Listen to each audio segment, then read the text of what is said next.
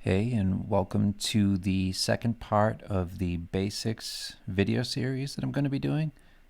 Today we're going to be going over a kind of approach that I use for designing my compositions for covers. Specifically, we're going to make believe that I was hired to do a cover for Spawn.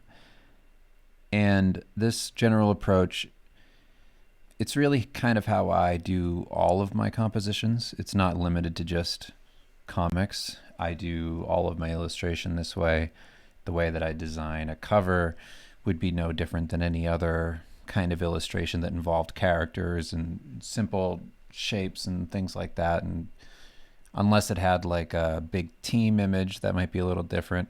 But I'll walk through how to design your composition using simple shapes, simple guiding lines as well, so that you're not having an overly busy image, which can break down a composition pretty quickly.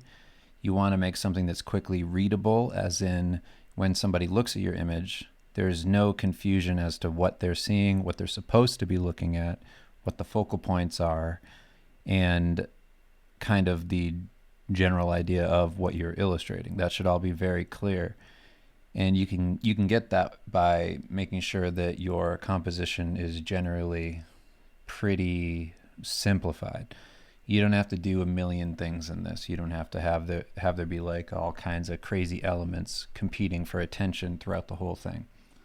So I'm going to walk you through how I would start a client job like this and how I would go about just getting some ideas down from a variety of angles, kind of a character shot, how I would do kind of a close up, maybe something where Spawn's maybe fighting another character, that kind of thing, and how I balance all of the subjects involved. So I'm looking over here just to kind of give myself a refresher, because I honestly will slip sometimes and be like, oh, I take a lot for granted in my knowledge of whatever I'm doing. I don't really remember everything I don't know. So I'm looking back at a basic compositional walkthrough here. This is understanding composition for artists, to see if I'm really missing anything. There's a few good tips on here. I'll leave a link in the description of, well, in the post on Patreon to this. But you don't have to follow these one for one, but the ones that I like in here is using a limited color palette. So keeping things pretty simplified in your color palette. You don't need to go nuts with this, especially for something like a cover where you really want a striking image. You want something that pulls people in right away. And for the medium of comics, it's almost like you can go the artsy route and make something very like beautiful, make something that's not so like action in your face kind of thing, that's a little bit softer. You can definitely do that. But I would say the stereotypical kind of, testosterone driven comic cover is going to have a high impact. It's going to have a lot of energy to it, and it should have that direct, big contrast look to it that's just going to pull you right to that cover to see it.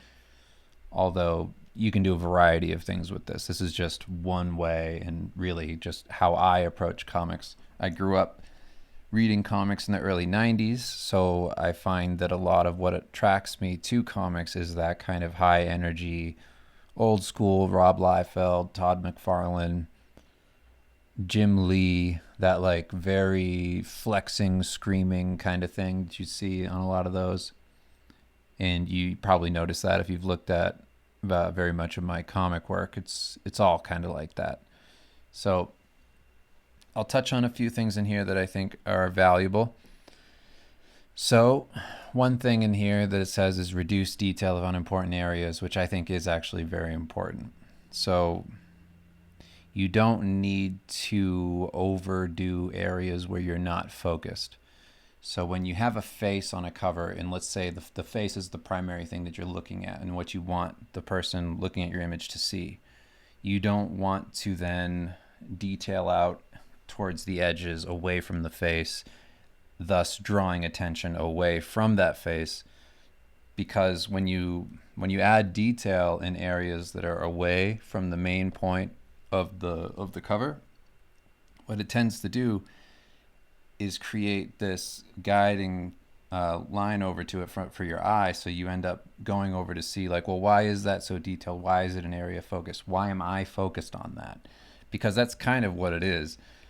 By making that a higher point of contrast, by giving it a higher render, by making it very detailed, you're basically telling the person looking at it that that's where they're supposed to look, because that's kind of what you do when you talk to somebody, when you look at anything. If you take a second and you look at something, like I'll look at, Spawn here, right? I'm looking at this little tiny thumbnail image. It has a bunch of detail for me. Okay. What I'm not seeing is the things up here above my desk and the edges of my tablet. All that becomes blurry because it's not what I'm focused on. You can get that effect in a few different ways. This is more or less like a realism kind of take that I'm talking about, where because your eye focuses in an area, focuses in on an area, what you see around your peripheral vision is kind of blurred out. So if I do something realistic, I can lose detail in the areas where I don't want you to look. You can get that effect by balancing light versus dark, by contrasting colors. Just go for obvious ones: blue and orange, red and green. Just contrasting colors. You can say where those are contrasting the most, that's what's going to draw your eye in right to the point where you want to look, because you're saying, like, look here, this is the point of interest.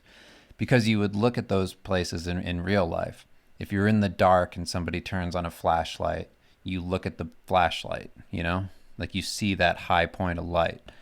And that's kind of what you're doing for your illustration, is you're just pulling somebody over to an area every time that you create those focal points, those areas of interest, that high contrast, high saturation, the contrast between light and dark, the contrast between colors, the contrast between shape, hard versus soft edges, those kinds of things.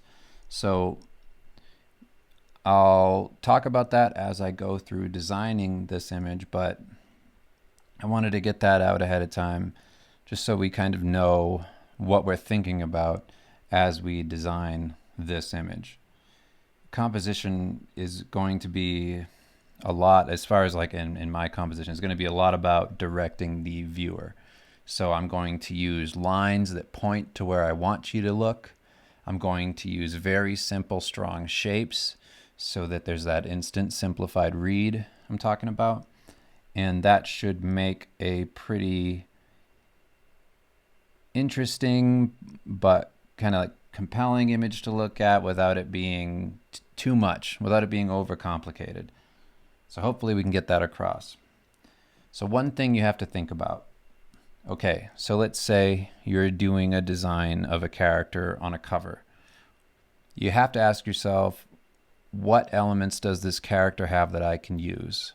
So if we look at a character like Spawn, and I will click on Spawn so that we can zoom in a bit and just kind of look at the design.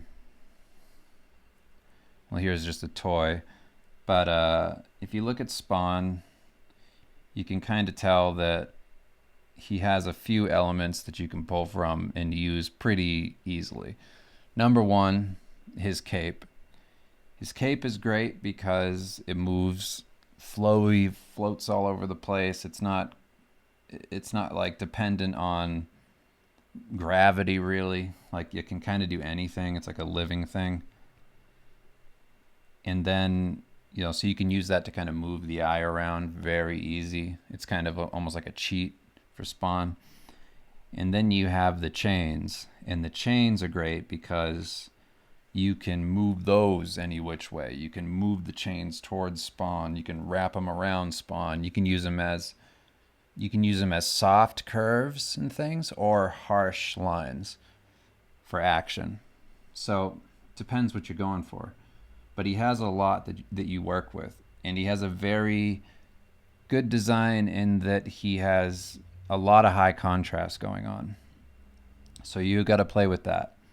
He's got the light versus dark in the designs on his face, and then he's also got that color contrast. So he's got that bright red cape and then the green eyes.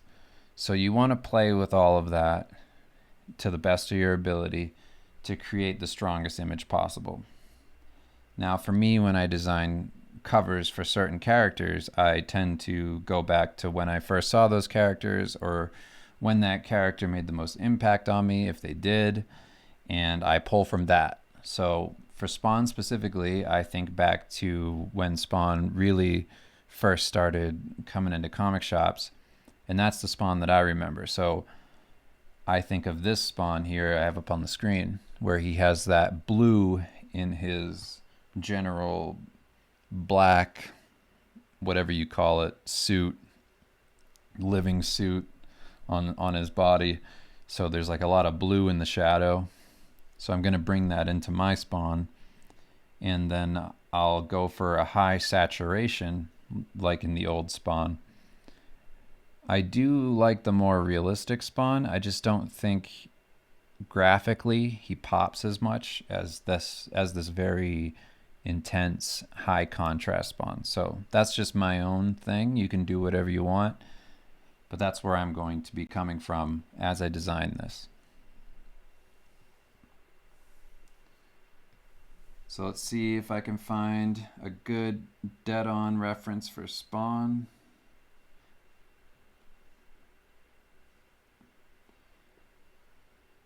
You know, spend your time looking for something that is exactly kind of what you're after for the design, if it is a character that already exists. I like to look for illustrations of the character that are a bit like simplified so that you can see all of the details real easy. I like this one just because it's really easy to see kind of what Spawn's colors are and where they lie on his body. He's not covered in shadow. But then of course the figures are always a good way to go for that because somebody's already sculpted out the whole thing. So maybe we'll go with that because this is the classic Spawn design. It's a little more gothic and scary than the original Spawn that I'm used to seeing, so I'll pull both of them up. So I'll pull up this cover for the style that I'm going for, although I am going to be rendering this more, and then I'll pull this one up for the design, and I'll just be looking back and forth between those until I find something that works. So if you watch the other basics video, I'm going to be using my chalk brush in Photoshop to be sketching this whole thing out, each version of the cover. The reason I use Photoshop rather than Clip Studio is because I find that Photoshop works really great for larger brush strokes. When you're working on a larger canvas in Clip Studio and you use your brushes and you try to go very large and create big dynamic brush strokes, you tend to run into an issue with a slowdown. Like even though, like I have like a maxed out Mac, one of those trash can ones, not the new one because that would cost like as much as a high-end car. But even with this maxed out computer, I still have issues with it slowing down in large brush strokes. So when I'm doing big suggestive shapes for a thumbnail design in like a basic comic cover, I tend to use Photoshop because I find that it flows a bit easier. It can handle that kind of work. So that's why I do it like this. A lot of times I will do these basic compositions in my sketchbook, but we're going to work in Photoshop just so I can show you my whole process, which isn't that rare. Most of the time when I do covers, I do them here, unless I'm like sitting at my table out in the living room and I just come up with an idea for a design. I'll just do almost like, just like chicken scratch, just a horrible little thumbnail that doesn't look like anything, that only I can see. If I show anybody else that thumbnail, to be like, what is that? but I just kind of, throw a thing down. I don't care that it looks perfect, and then go from there.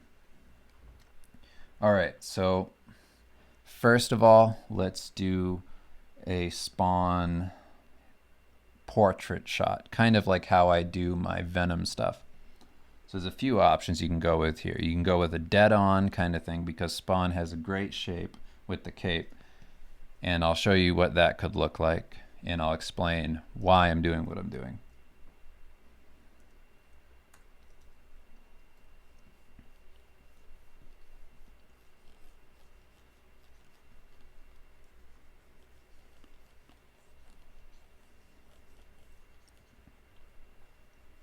So I'm going for a dead-on kind of shot with Spawn.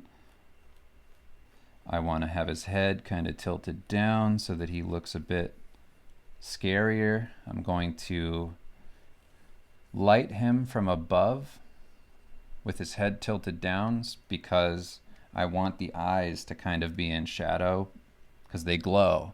So the more contrast I can make in that area, the better.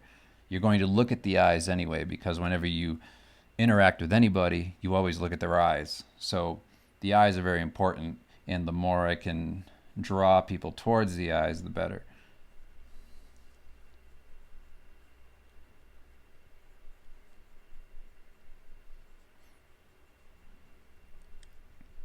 And Spawn's real easy to draw because he doesn't have a nose, he doesn't have a mouth, but he still looks cool. It's a nice, strong design.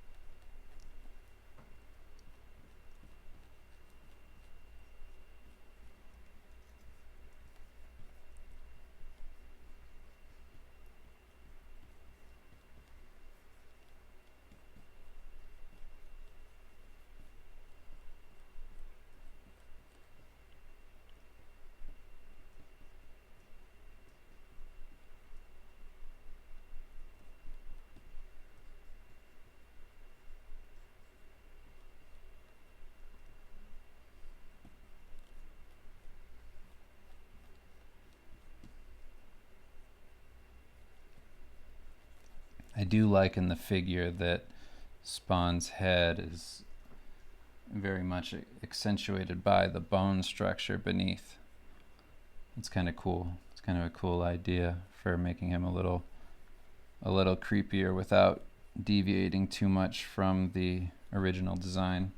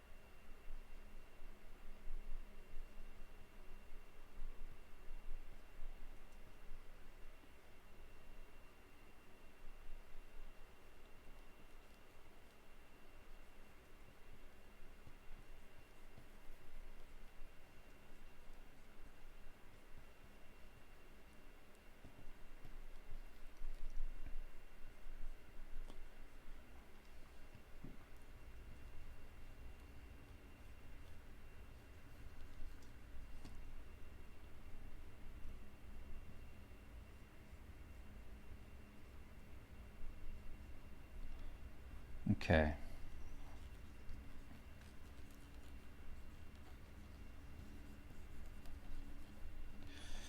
I'm putting his traps there so that it looks like his head's tilted down a bit more.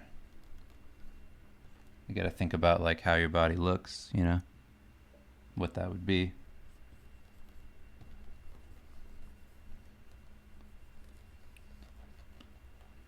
And then I'm going to shrink this down because the head's a bit too large for what I'm thinking with the composition.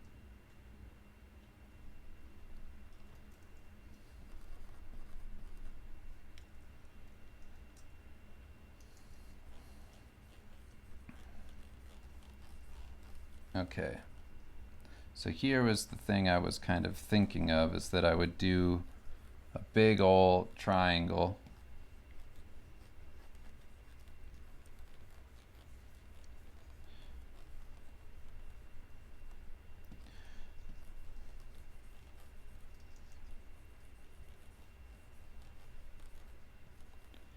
And we'll see if this is something I actually want to stick with or what, but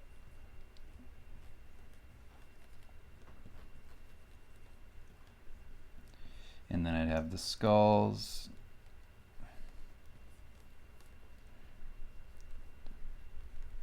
And then the chains.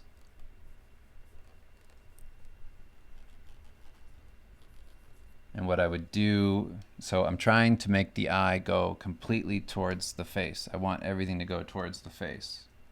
So I'm going to create a break here. This is where the kind of big, what do you call that?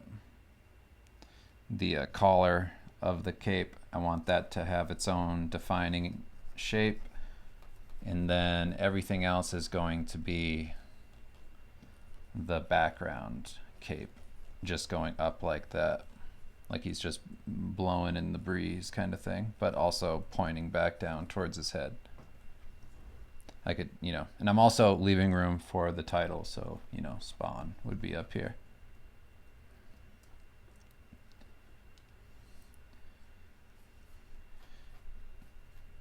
Then I also want these arrows pointing at the face from his chest.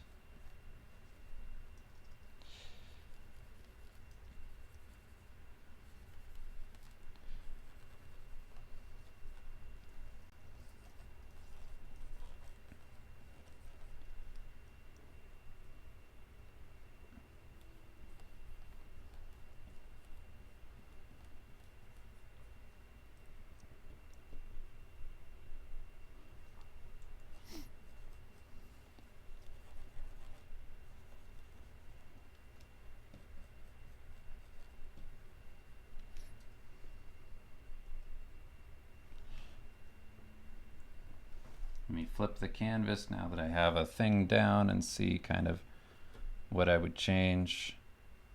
All right, so I like the, well, now that I've flipped it, I like the right side better. So something I do while I'm at like a loose stage like this, I'll delete half of the face if I really like the other half better, and then I'll just copy and paste if it's like a dead-on thing. And to get around it looking copy and pasted and just silly, I will entirely just go over this and do the final drawing. So I won't leave it looking the same exact kind of thing. But the symmetry is really important. And as long as I have a base underneath that's symmetrical, when I do the final over top, then it'll at least have that underlying structure to it.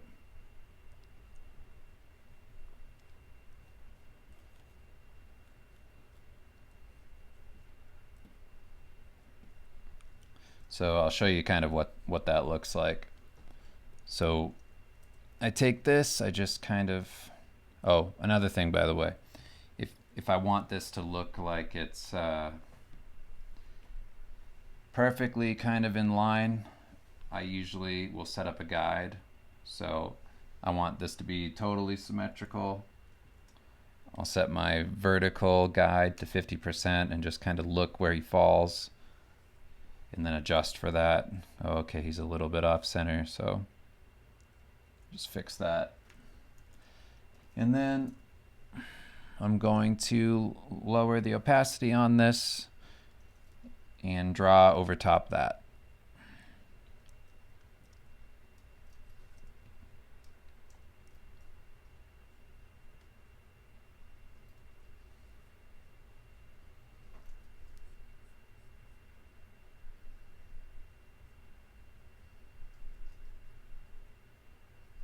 So this is what I usually do, is I just refine my sketch like this. And I still consider this a sketch too, the one that I'm doing right now, the refinement, because the final will be done in Clip Studio when I do decide that I like the composition and design.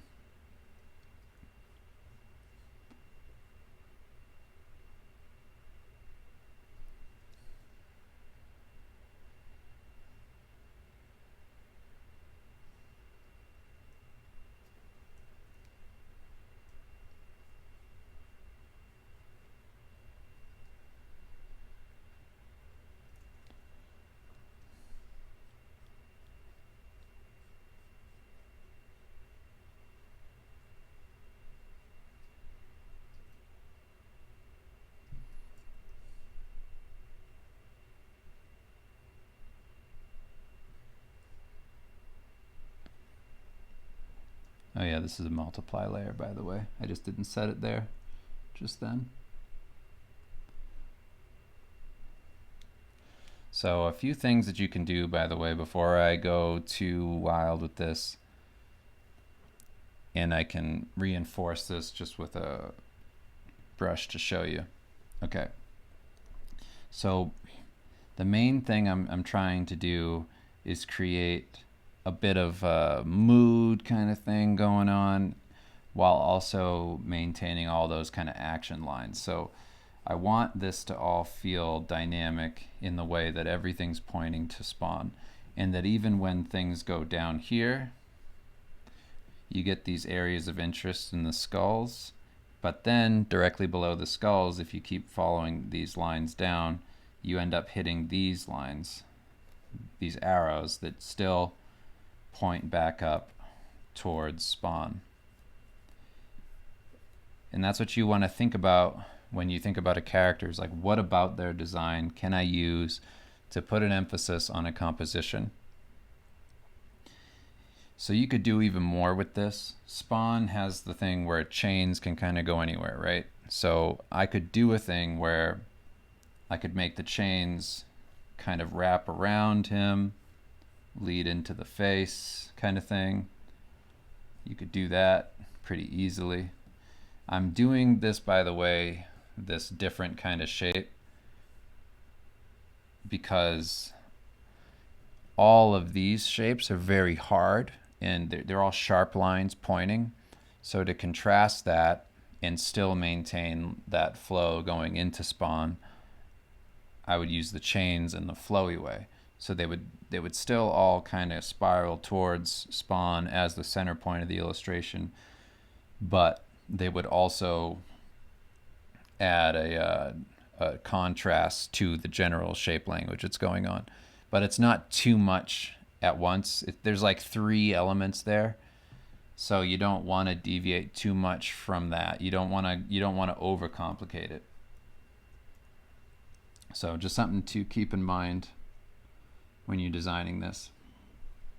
And I won't go too nuts right now. Well, maybe let's just take this that we have, and I'll show you just how I'm thinking this is lit so that I can further push the composition, because otherwise I'll end up drawing the whole thing. Okay. So here's kind of what I'm thinking. Let's do some flats first. So like I said, Spawn has that blue tone, so I'm going to go for that blue. Let me change to the square brush, some quick fill marks.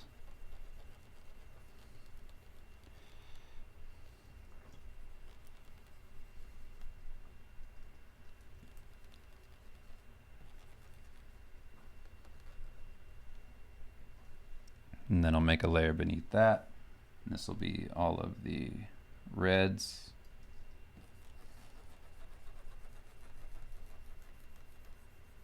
So I am thinking about these colors when I'm doing my sketch.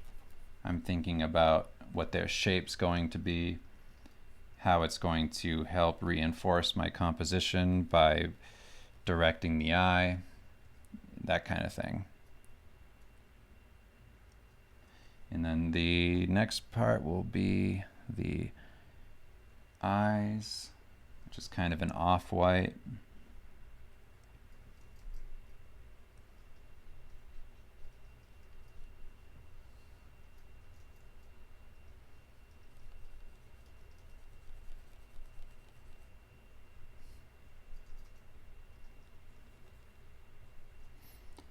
I could have done a better job of tilting the head down, but for the purpose of showing you the composition, I think that this is fine.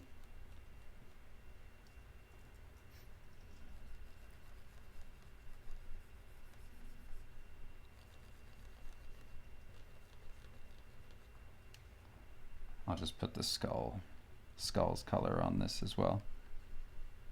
The skulls and the chains.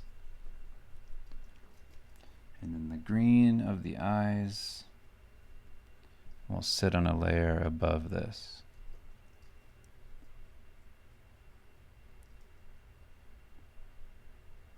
So I'm going to make sure that the green isn't really affected by anything I'm about to do. So I'll put the rest of my colors underneath this green eye layer. And I'm going to make a multiply layer. And I'm going to drop in some shadows.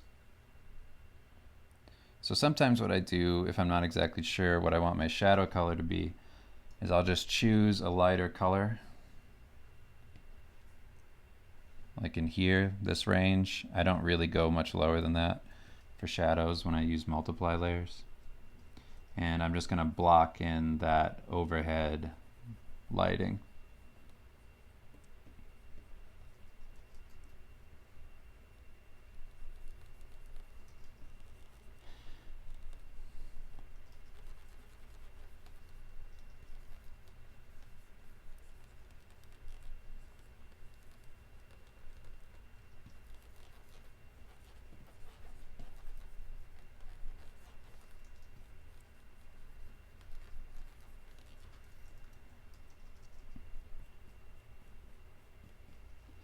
And I'm going to erase out where I want the light to be hitting a bit more in the brow area. And then on that bridge there of the nose.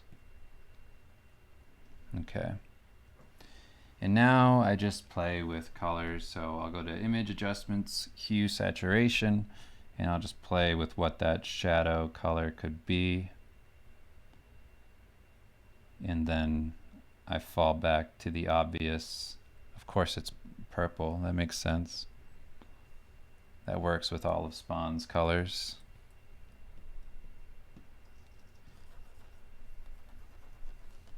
It's got that nice kind of creepiness to it, but it also feels very 90s to me.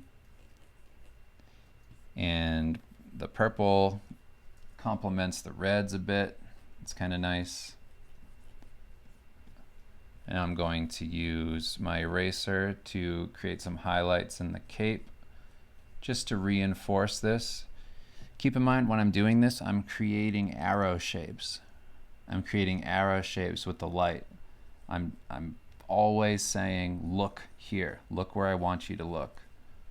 Look at Spawn's face. That's going to be my goal with this whole composition, is saying, look right here. And now I'm using a soft round brush,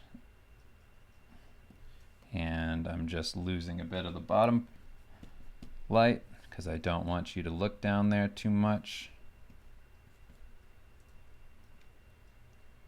Okay. And then off to the sides a bit. Actually, I kind of like that sharpness up here. All right. So now I'm going to create some soft light layers and just play with some mid-tone kind of thing, so the in between the shadow and the highlight.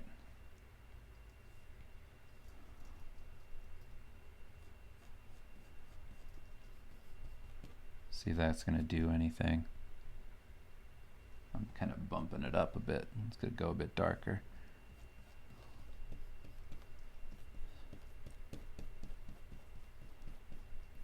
I like soft light because it's a bit more of a gradual shift in tone.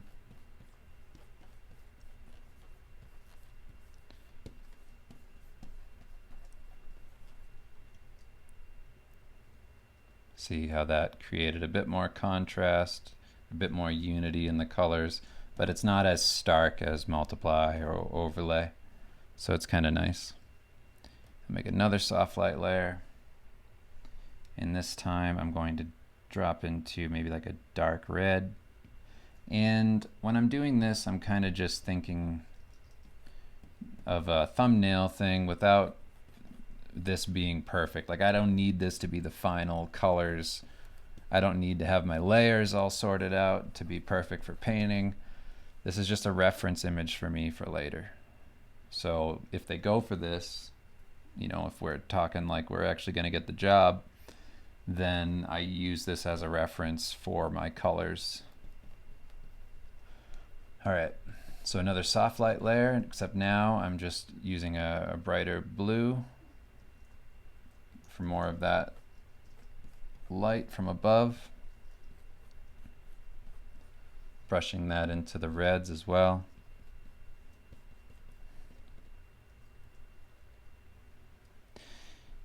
So a cool thing now is that I'm thinking the light's coming down. It's maybe going to bounce off some of the chains down here. I didn't really define out the chains very much. So that's going to create a nice lighting effect maybe, if it makes sense. So I'm painting on top of my sketch right now.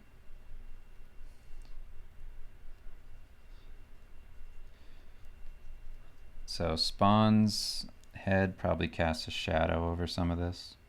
So we'll drop some of the chain in shadow. But maybe there's just something down here that's bouncing light back up. I just like the idea that some of this blue cool light is kind of coming up from below and hitting his face. So let's see how that looks.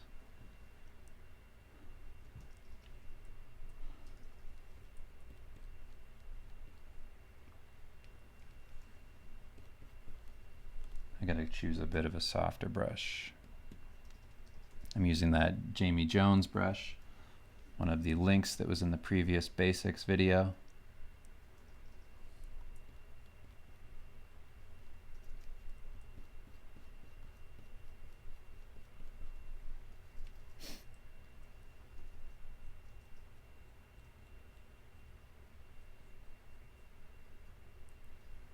I mean, I kind of like that. It's a bit like spooky.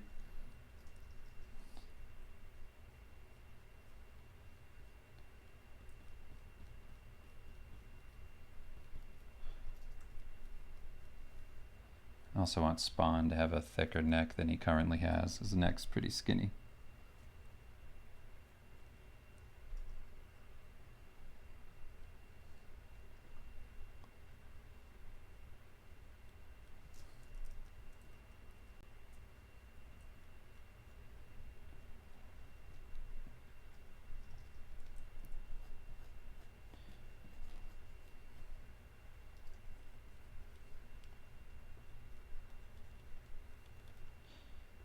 So I got some nice contrasting saturation back here, just popping his head forward.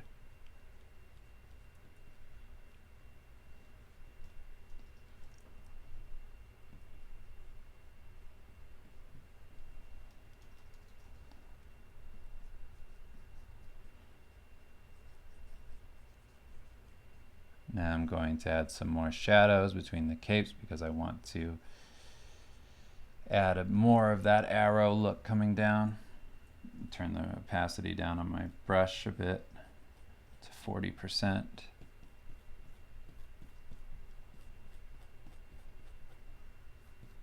And you can see how I'm losing edges where I don't want you to look, like I was talking about. So I'm losing edges as we get away from his face. Towards the edges of the cape that fall into shadow on the sides here. I don't need you to look there, so I'm not gonna overly detail that stuff.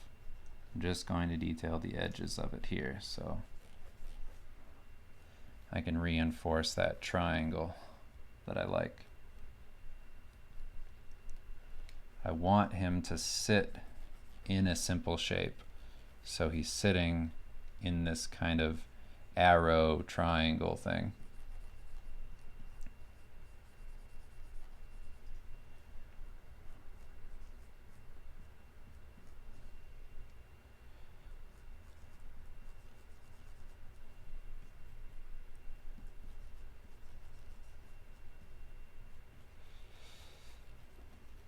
What I think is nice about this is like each time you reinforce one of those rules I was talking about for making it easier to read, it just gets stronger and stronger. So the more that you kind of push those guiding lines, the more the read starts to come through, and it becomes easier to see what you want the person viewing this to see.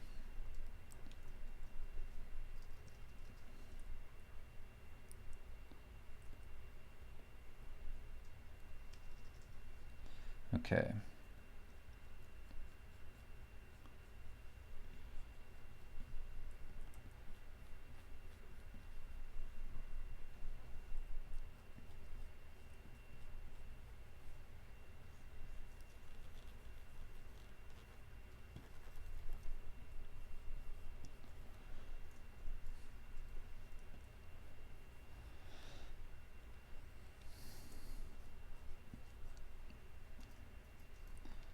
All right, so now let's add in the high points of contrast on the face. So there's already a good amount of contrast going on, but I want even more. So I'm going to play with the light versus dark. So let's start painting in some more shadows and then highlights.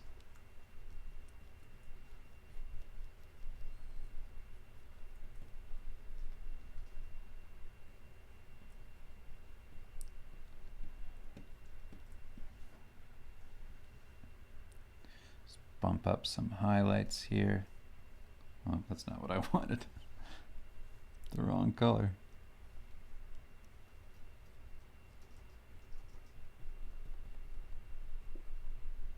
So get that peak light above there.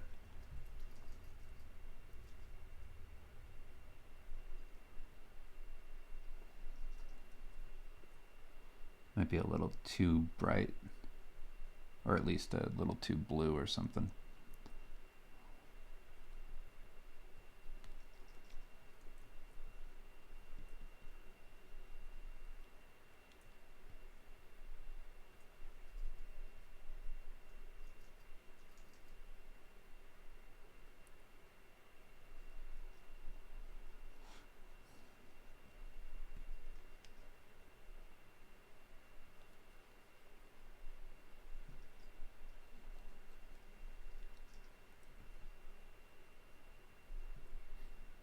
I'm just selecting colors that are already on the canvas and painting with them.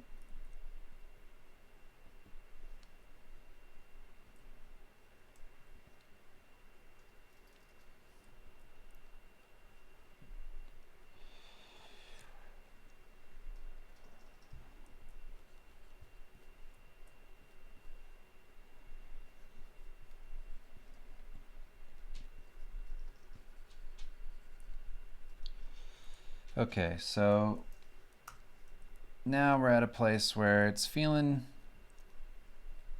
all right. It's not like the craziest composition ever. It's pretty kind of just simple, classic portrait of Spawn kind of thing. I'm going to add another soft light over top of this and do soft round brush and try and knock some of these reds down a bit. The dark red. See if that looks like anything cool.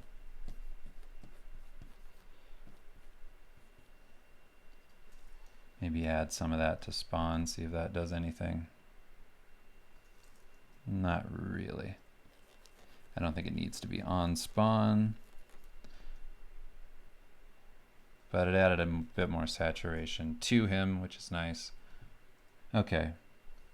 So now that we have all of this design down, I'm going to just do some adjustments. So first thing I do is just kind of play around, color adjustments, do some color balancing, see how it would look if I just played with bumping certain colors, maybe add some warm yellow to the highlight. The midtones, maybe the midtones are more blue.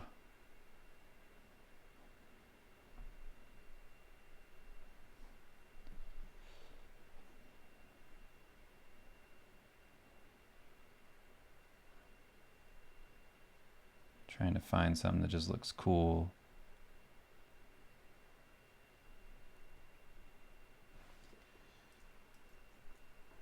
Is that cool?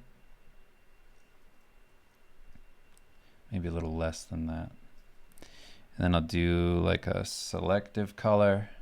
This way I can adjust each one of these colors individually. These are all adjustment layers, by the way, and I use adjustment layers because you can use a mask with them. You can turn the layer opacity up and down. It's very easy to control kind of every aspect of what you're doing. So let's play with the reds. I think turning the red down is kind of nice actually, because it makes the center Spawn pop more, which is kind of nice. Let's see. We'll see what we like better. Sometimes I zoom way out just to see it very simply. Yeah, I think I like it darker. Now adjusting for yellow, except there's no real yellow. Adjust for green. It's just the eyes. I like that.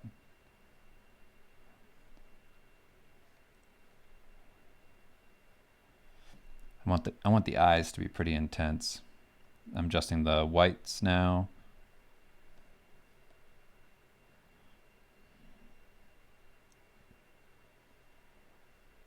I want the white color to be a bit on the warm side. So that's kind of cool. And the blues.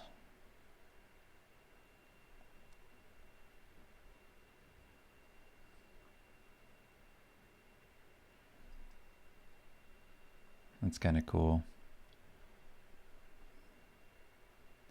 And cyan here.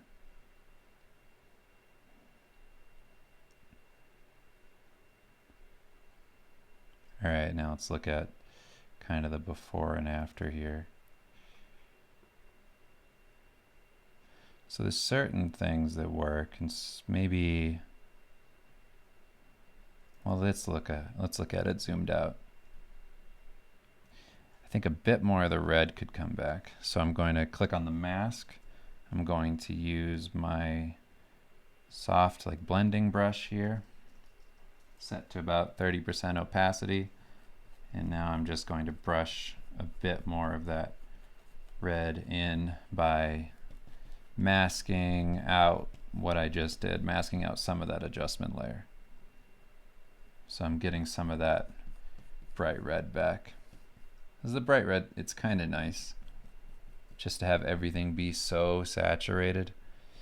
One of the reasons I do that, by the way, is just because characters like this, people tend to lean towards moody a lot, and I think it had to do with the kind of, well, the grittiness that even, you know, as far back as like The Matrix coming out.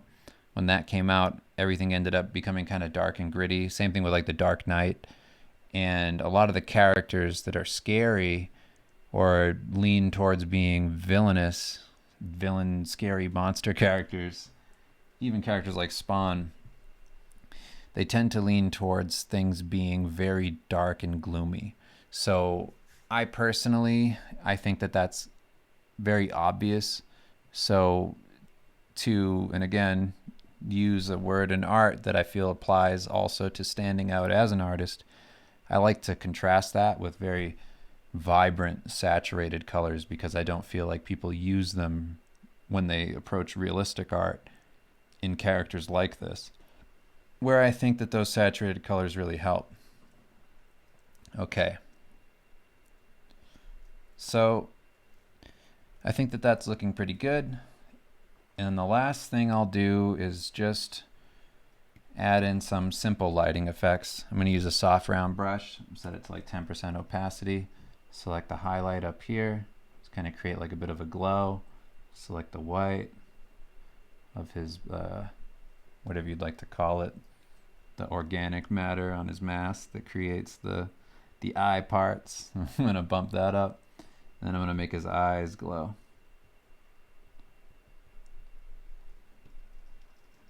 And then I'm going to make the red of his cape kind of glow in the background.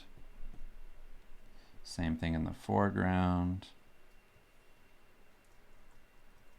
And then the white down here is going to glow a bit. Chains are going to glow a little.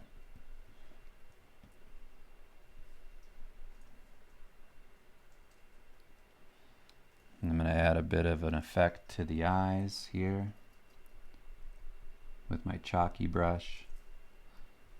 Like there's the green fire coming out of them.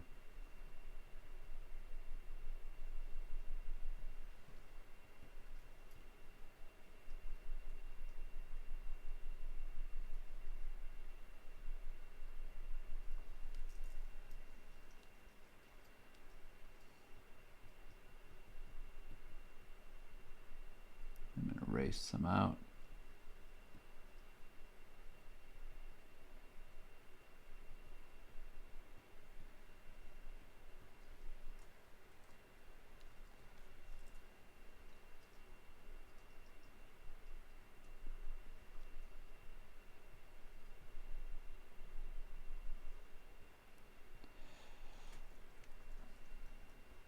And I just like that it kind of pulls you, swirls you over to the eyes. It makes a bit more interest too. And it's kind of smoky, so it's that contrast of the hard lines coming around from the cape.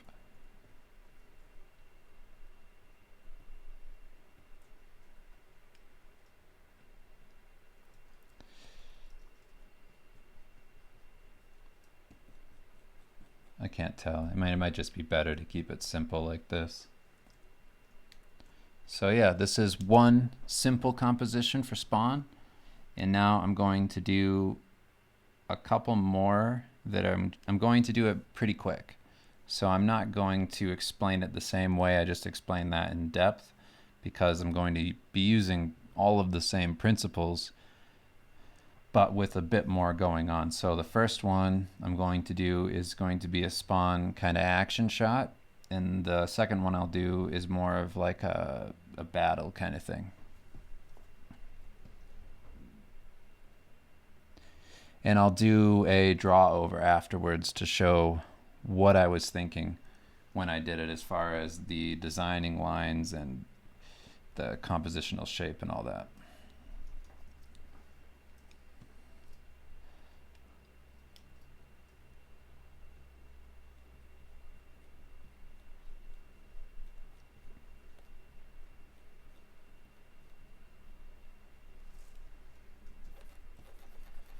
I don't have any of this stuff planned, by the way, so this is all just me kind of coming up with designs very quickly.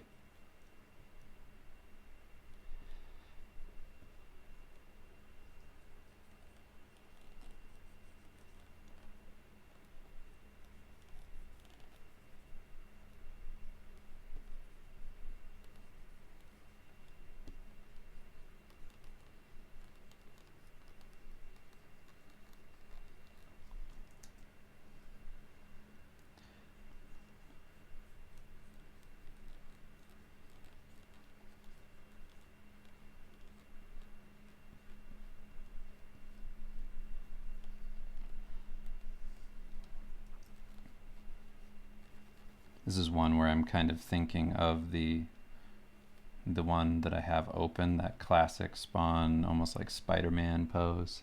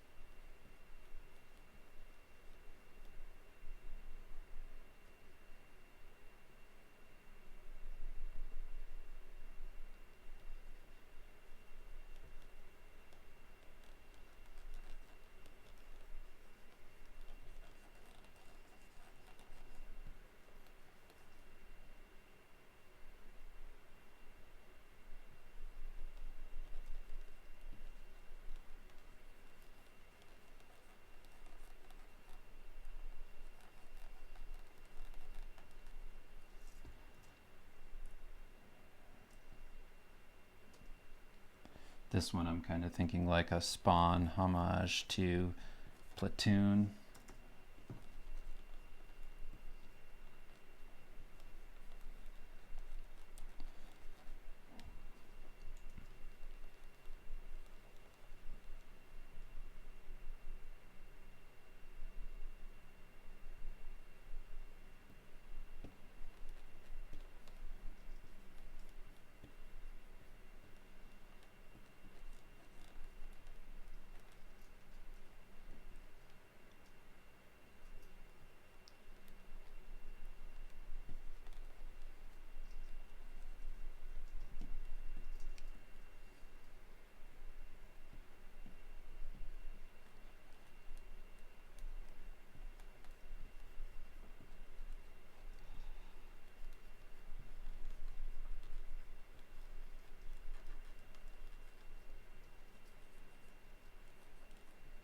I was only thinking this because I like this shape that I'm about to show you. I'm thinking very graphically for this one. Doing a nice huge inverted triangle.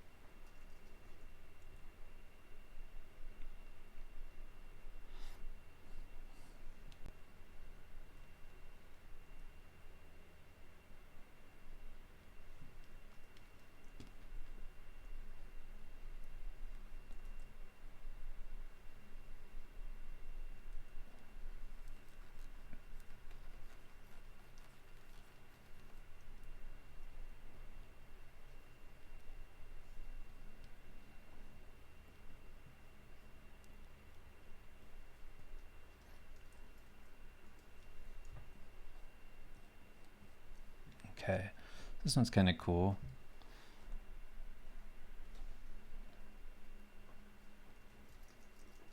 Let me just rough in the arms and stuff just so I can kind of see it a bit better.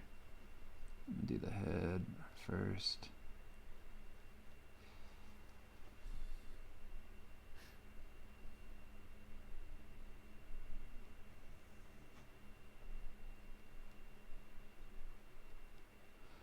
This is probably one of those poses where I'd look up just somebody kind of looking up like this,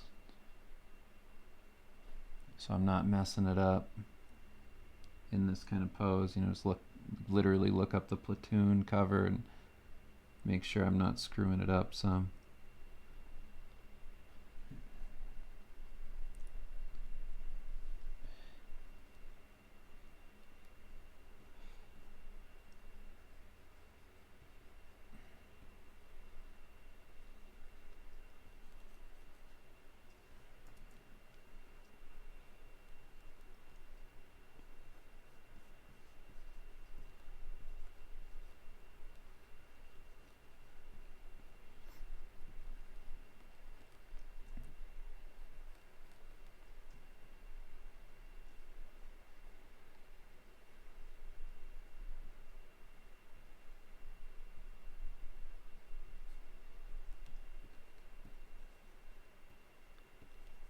I just like the idea of this because Spawn is such like a tortured character that makes me think of that cover, just that like burning in hell kind of thing. It's like dying.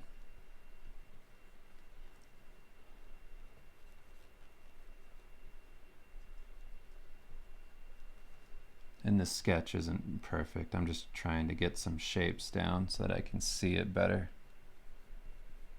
And this is how I sketch kind of everything. I'm not really precious about it being some perfect thing. I just want an idea down of something that I could maybe go with.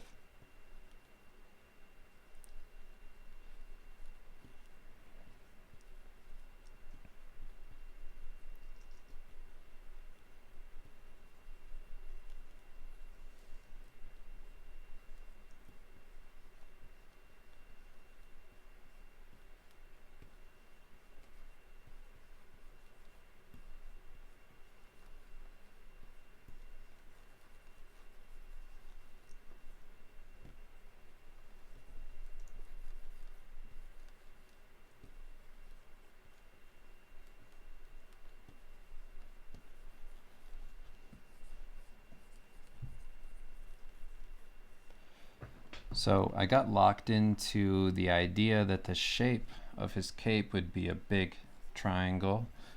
And that's usually what I kind of find when I work on things like this is I'll find like one element that I feel like can become a really cool, like really intense, strong part of the image, and then I kind of stick to that idea throughout my sketches. I create like a theme to the sketches that I submit, and I suppose this theme would be that kind of strong shape, compositional theme anyway.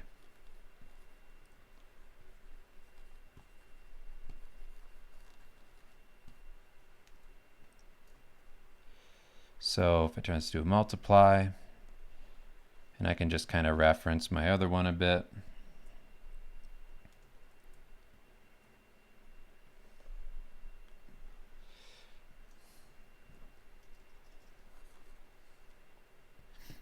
Use my blocking in brush.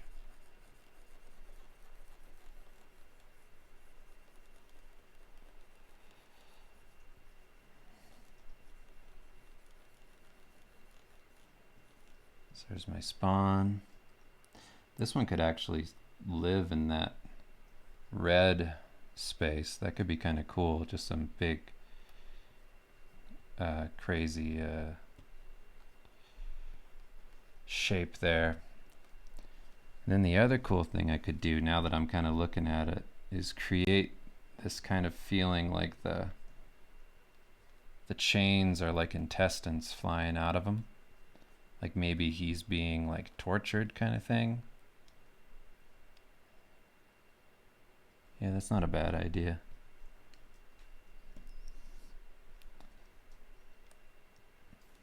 I'm just putting the blue that I already had back there. Although I do feel like the black, white, and red is a kind of nice contrast for Spawn. And then I'll have the only reeling, the only reeling, like reeling. I don't know why I keep saying that. The only real contrasting color will be the green of the eyes, but the rest of it will sit in this kind of mid-tone thing of red. Just a very limited palette. It's kind of nice sometimes to do that because I can do some detailing in the body and all that without really deviating too much from that red look. Then it'll be kind of nice. It's very simple, very simple.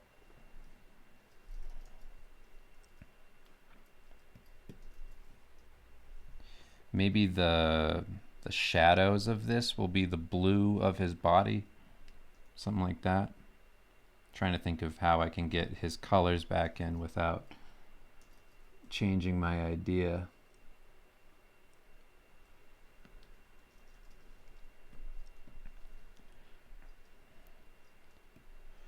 Alright, so I'm going to take the reds and just do slight hue shifts away from the reds.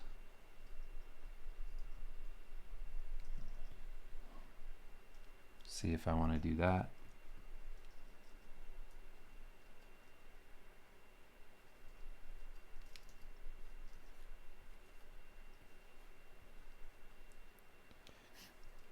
And then the shadows of this will be the blues of his body. Let's see if that works. It's just a thought.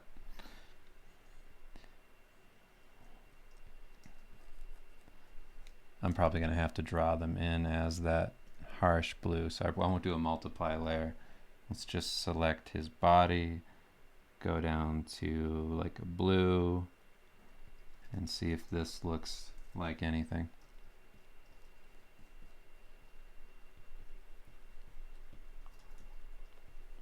It's just thoughts, you know, nothing permanent. Just throwing things out there.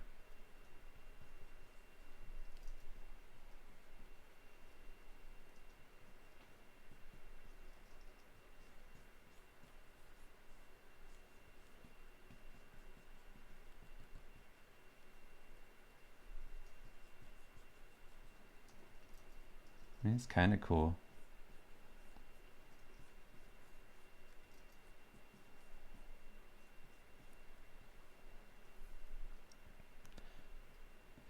And then I'll play with the idea that maybe the background is black. It probably won't look very cool, but let's just see.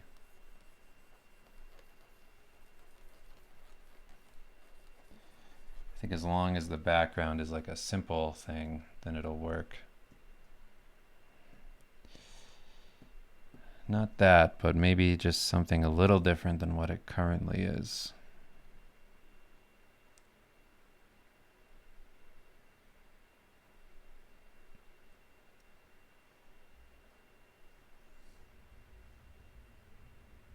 It's kind of cool.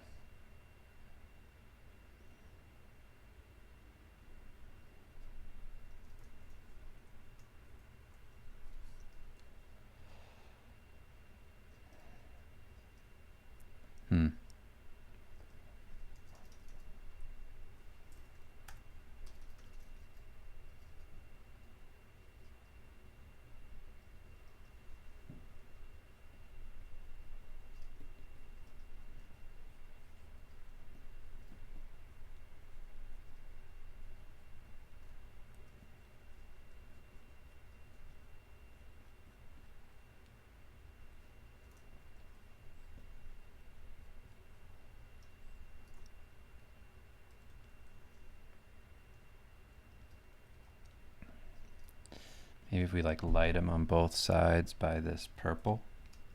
It'll look cool.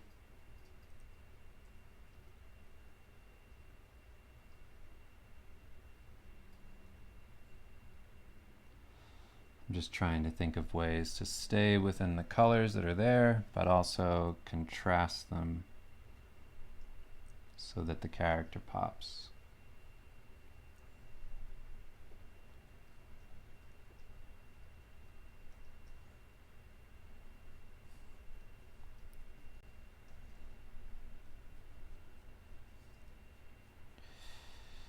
Also, with this cover, I'm going off of the idea that the client kind of let me have a bit of free reign. Sometimes they want something plot related, but I feel most of the time it's just kind of up to whatever looks cool. And then you can get kind of creative with the cover. You don't have to follow any one thing. As long as it has the character on it, I feel most of the time that flies.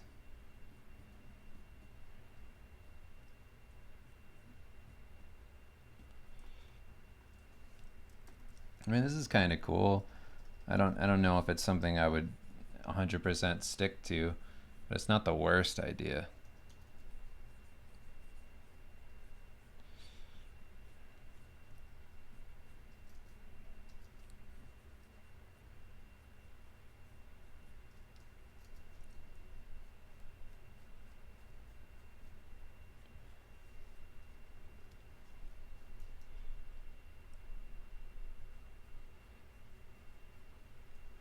I'm going for pretty strong graphical shapes now.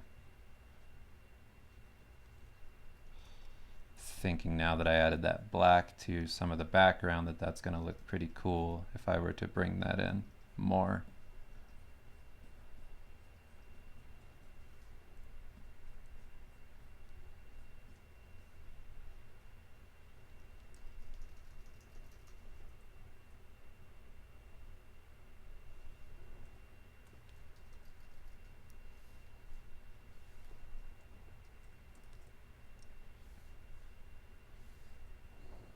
He has like laser vision. That's not what I was trying to do. I was just thinking like, how could I make it look like he's really struggling?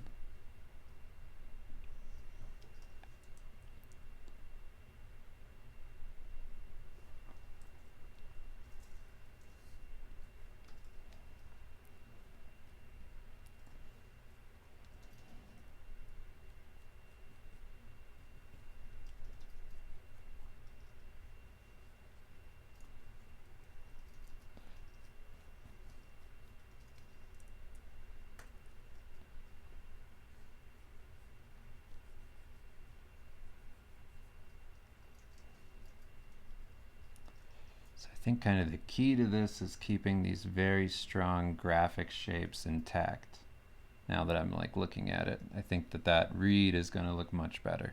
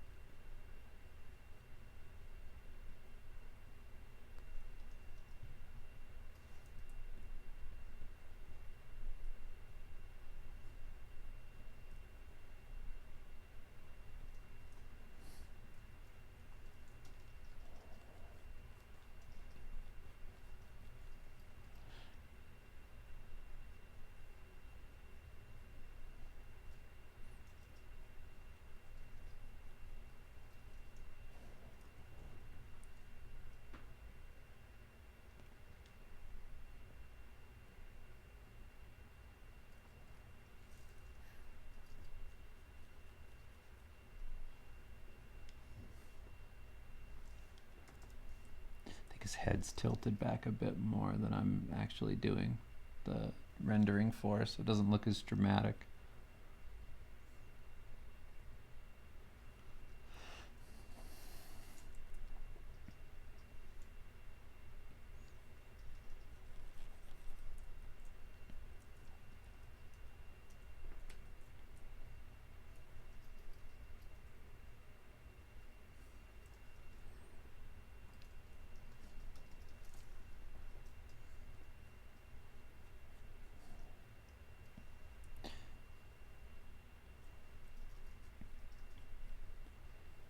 So if I were doing a bunch of these, I would do probably more in this whatever lane I'm in right now to just see if I can find whatever this thought is, but I'll leave it like this and I'll just start doing some adjustments.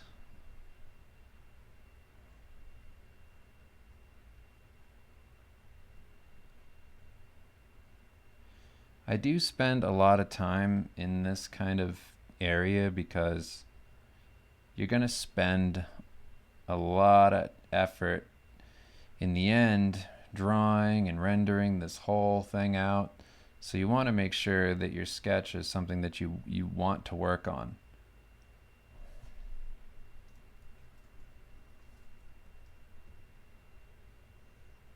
Like, as much as you can push it to be something you want to do, make sure you get it to that place, because otherwise you're just working on something that you have no interest in, and then you're going to be hours and hours and hours into the thing, and you're going to realize it was a mistake that you spent that much time on something that you didn't really want to do.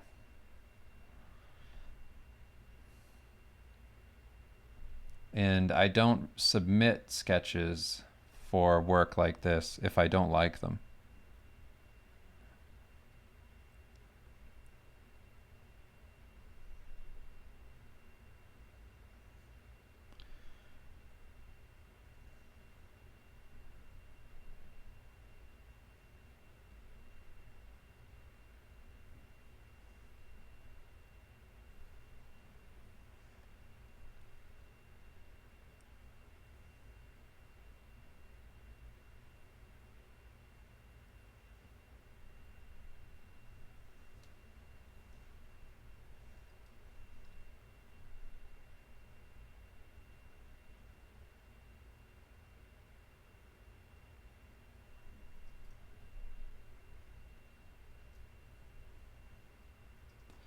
And now we're back to the background being white again. Maybe that was the best solution there. I don't know.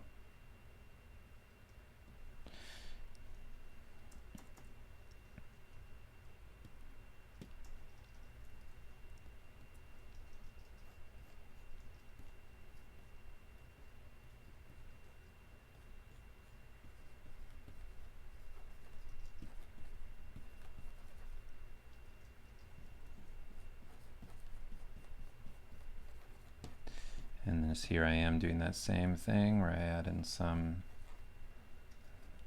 softer kind of effects to it. Add some blur, add some light. I'm going to make a soft light and then adjust some kind of colors like this.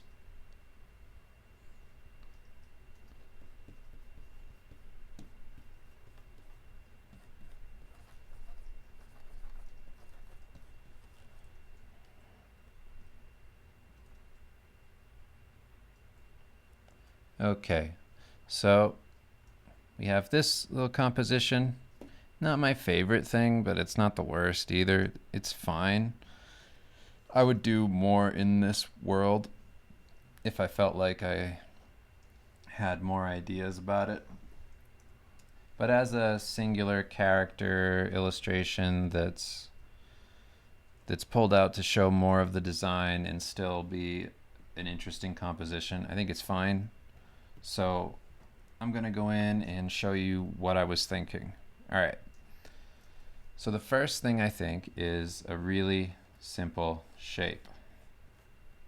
So this is just essentially big ol' triangle.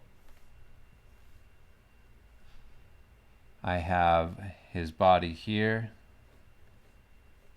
It's kind of the inverse of that triangle, which I like. And then I have another triangle here, and then multiple lines reinforcing that triangle. The arms are meant to just break it up so that you can kind of just see this character sitting across this big shape, but not to like break it apart. So I'm not lighting it like crazy. I'm kind of letting it blur in there. But yeah, I just wanted to keep it really simple in shape. And then the rest of these are the contrasting kind of designs, design shapes that are pointing in. They're the guiding lines, more or less. So they're all pointing into where I want you to look. And then the rest of these lines are going to guide you throughout the character. So again, Spawn has some pretty good guiding lines throughout his body. And then, of course, the highest area of contrast is right here in the face. And that's mostly what you're looking for. So I want you to look here. So this part has these really bright highlights, you know, this kind of thing on either side. And then also he's got red mostly throughout the whole thing. And then the green contrasts that red, and it's very saturated, which also helps. And it's right next to the black, which creates even more contrast. So that's the idea for that one. And then the next one, we'll just throw together a simple character combat scene and see how we like that.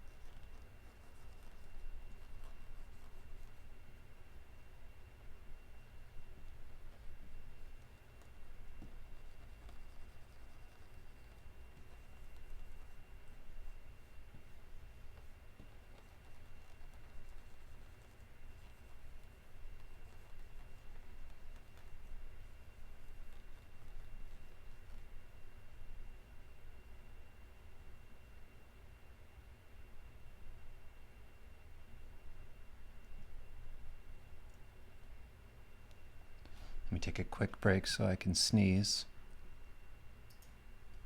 Okay, I'm back.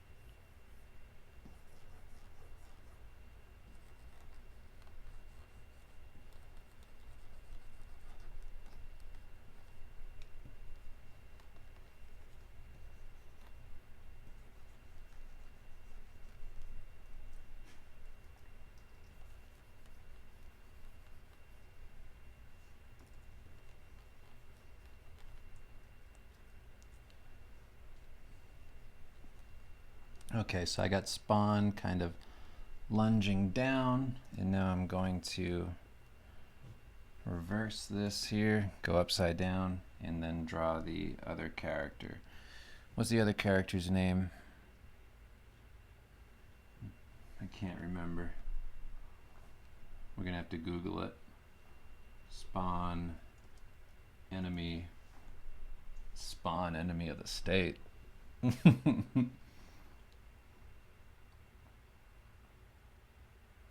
Wow, Spawn enemy of the state. That's a cool cover.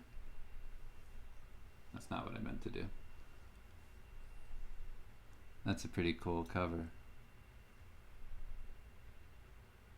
It's kind of similar to what I was just doing. It's kind of like both of the ones I was doing combined. Okay. So it's the clown dude, but what's his name? Violator. It's been so long. Alright. So let's do Spawn fighting Violator. Actually, let's see kind of how do we want to have him be there.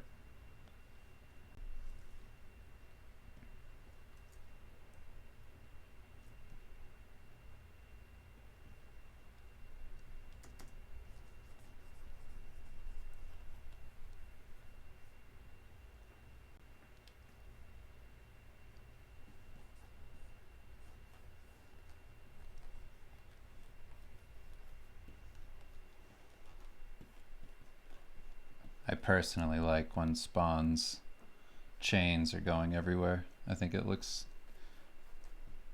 cool. Reminds me of the old Spawn.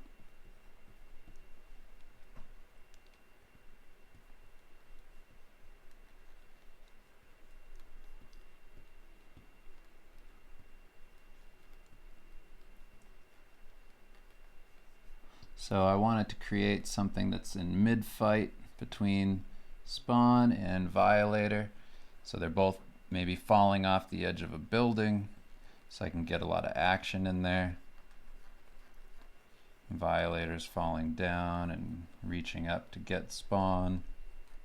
Maybe his hand's up here. So I want Violator to break the edges of the composition so that you can see that he's humongous.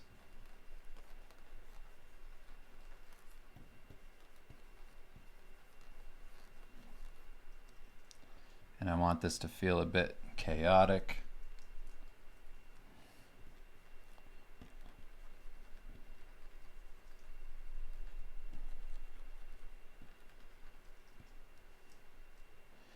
Like I do want it to feel like the canvas can't hold him, you know? That kind of idea that he's just breaking the walls of the canvas a bit.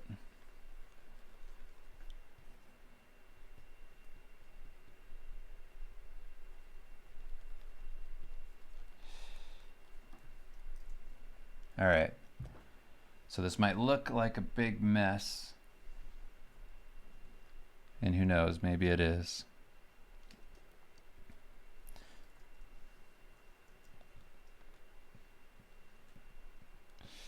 But let's drop in some colors on this sketch and make it multiply, and let's see what we can identify. We want to make these characters readable. Alright, so here's Spawn. Spawn's shape.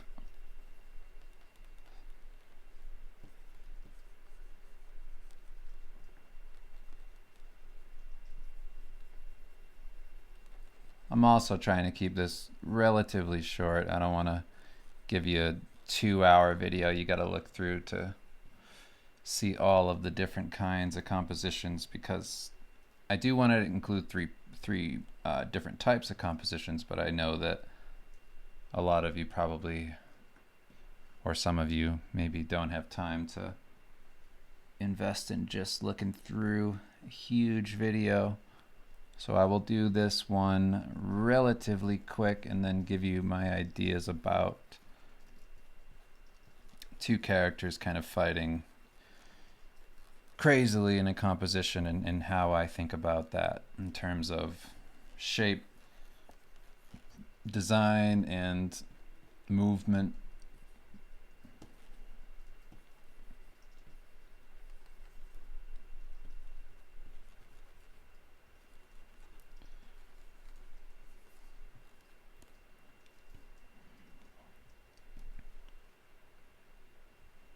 Okay, now the background. Background's probably going to need to be pretty simple because this is so crazy. We'll just make it this color for now, and we'll figure it out after that.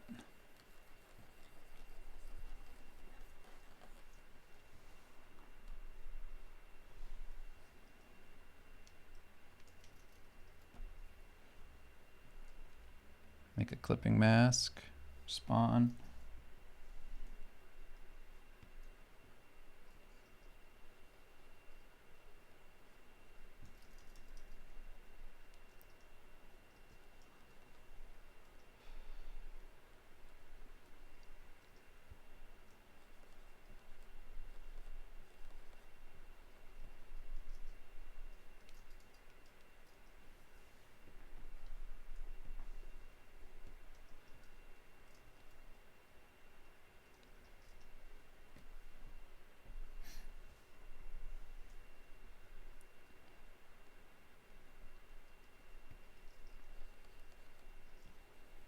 And I know spawn's mostly black. I will make that mostly black, but it's blue for right now.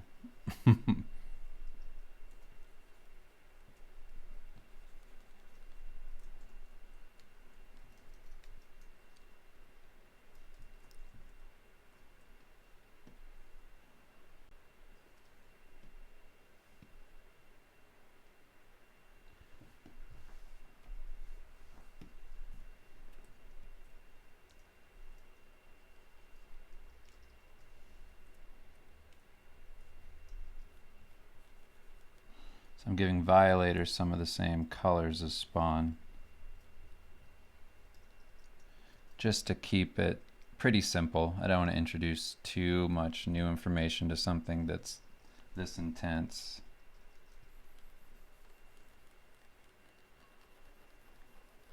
We'll see how it looks on black. That looks like nothing's happening at all.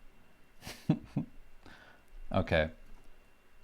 So the first thing I'm going to show you is just what exactly is going on, my intention with it.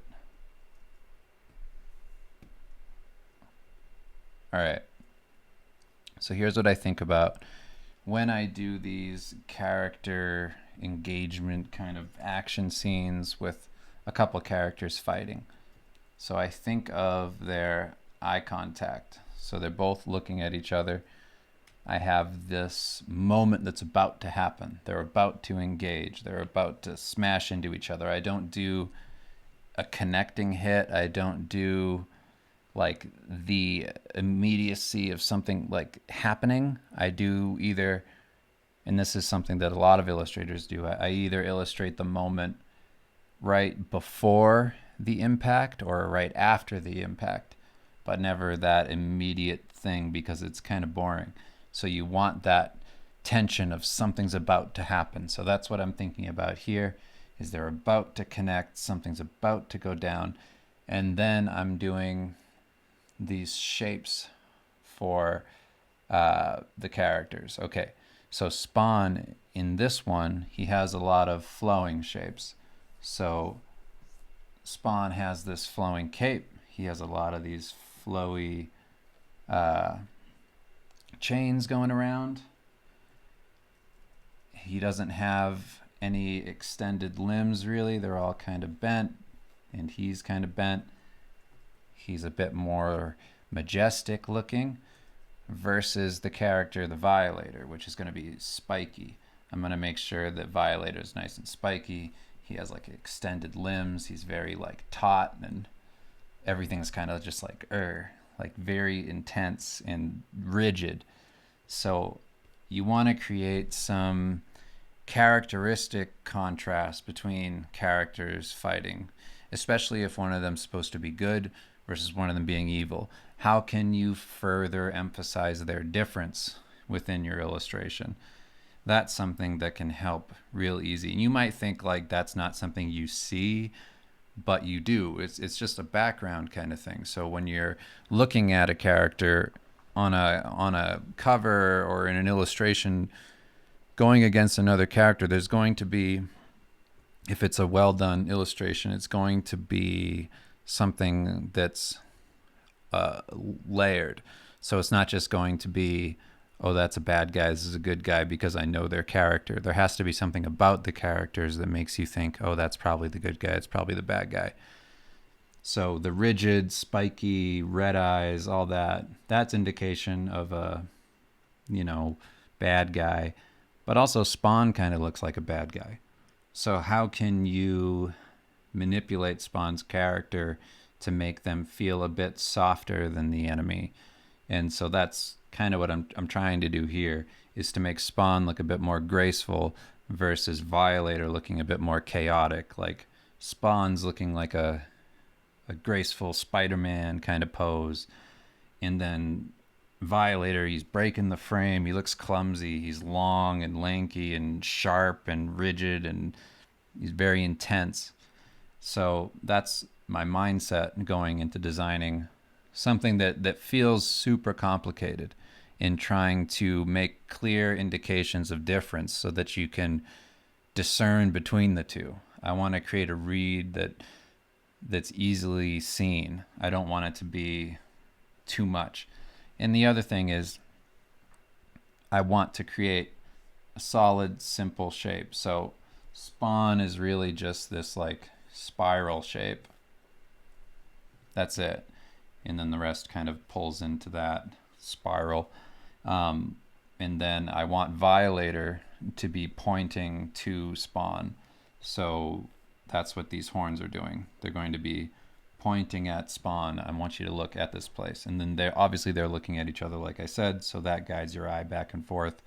And then all of these other lines, they don't take you out of the illustration. You never want to guide somebody's eyes out of the illustration.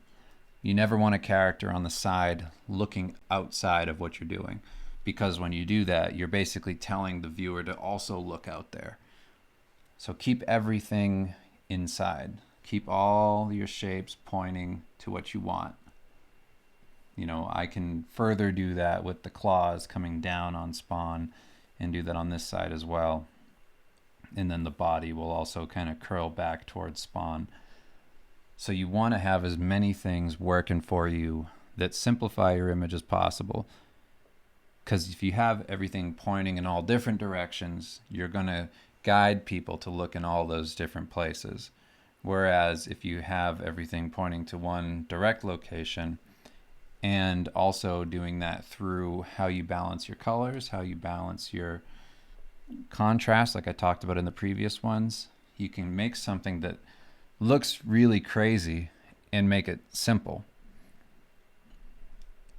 So that's the major thing I want you to take away from this, is just that if you keep it simple, you break things down into contrasting shapes, you can make even things that look really crazy easily readable and not totally chaotic.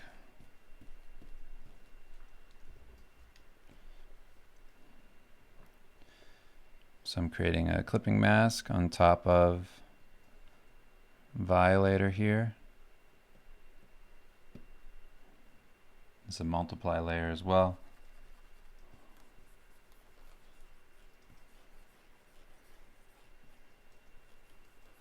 And you can see how really all I had to do was light this in such a way that you stay focused in the center. I'm making sure that the light is just here. It's right here in the center of the image. It's hitting Violator, it's hitting Spawn, whatever's generating the light. It could be the background versus maybe Violator, the inside of his mouth is glowing. It doesn't really matter. It's just everything should serve the composition. You don't want anything else to interfere, including reality. So you don't want just because lighting doesn't make sense or isn't real in a certain way, you don't want that to detract from what you're trying to do in the illustration. Get creative with it. Think about how movies are lit. Movies aren't lit realistically. Movies are lit to make sure that the scenes work. Characters are lit from 3 different directions. They have rim lighting. They have all of these elements included with the contrast in the picture to make sure that your focus is in the places they want you to look.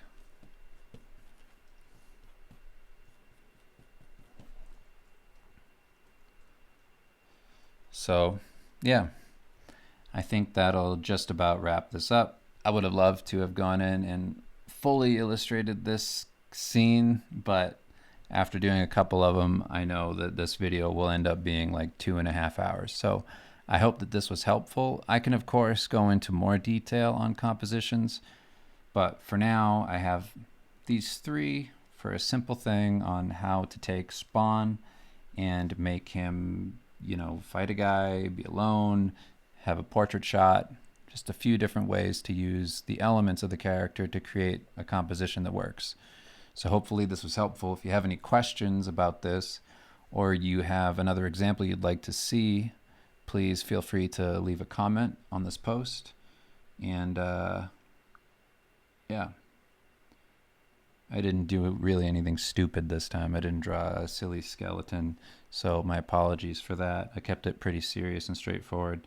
I feel like composition is one of the things that's most overlooked in art, especially for people who start out. They kind of don't have an idea of what a composition even is, what it means, how to approach it, what to do, like that it actually has fundamental steps to it that help make an image make sense. They don't know where to place characters. You know, there's a variety of things to focus on in a composition.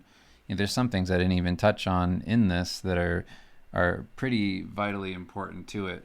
One of them, I'll lay it in right now, is the rule of thirds. So if we're looking at this image, you can see, like, I just blocked that in. This is the rule of thirds. So you break down your image horizontally and vertically into thirds. And where those lines intersect are points of focus, and the areas around those lines are going to be points of focus. And you want things to kind of live in this space. So you can see that I've done that just instinctively because I'm kind of always thinking about this. And then you can probably see it in this Spawn piece. Yeah, same thing. The area of focus is right there in the center. And then you can probably see it in the portrait I did. Right. So it's just kind of an ingrained thing. I don't think about it, but it's always there. That's another compositional rule that applies kind of across the board. It's just something simple to keep in mind as you do it. And it doesn't need to be that. You don't need to follow any one rule 100%. You can break rules, you can play with them, but it's nice to have the foundation there so that you know what rules you can bend and break. Because once you have this information down, then it's easier to play with it. But if you never really know it, you don't practice with it, you're not just going to have that in the background while you draw. It's nice to have the thing just floating back there, even if you don't use it all the time, because that knowledge will further inform your decision making throughout an illustration. Because you can easily get lost and just kind of wing it and not understand why something isn't working. And most of the time I feel, aside from simple things like foundational elements from contrasting, you know, the colors, all that kind of thing, and contrast and light and dark and in value, there's anatomy, there's the structure of a scene, perspective, like that can all be wrong, but a strong composition can kind of save most things, and it's most overlooked, in my opinion, for starting artists.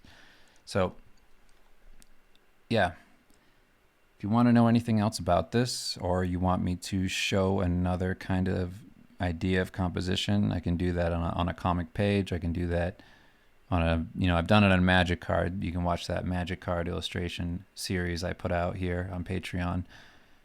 But yeah, this is just one approach I use for covers specifically, because most of the time I am asked to illustrate individual characters. So I hope that this was helpful. Maybe next time we could touch on montage kind of style compositions. But yeah, thanks for watching. Thanks for supporting this Patreon. My family and I appreciate it. I hope that you're doing well, and I will see you in the next basics video and the next video in general. So yeah, have a good night or day, and I'll talk to you then. Goodbye.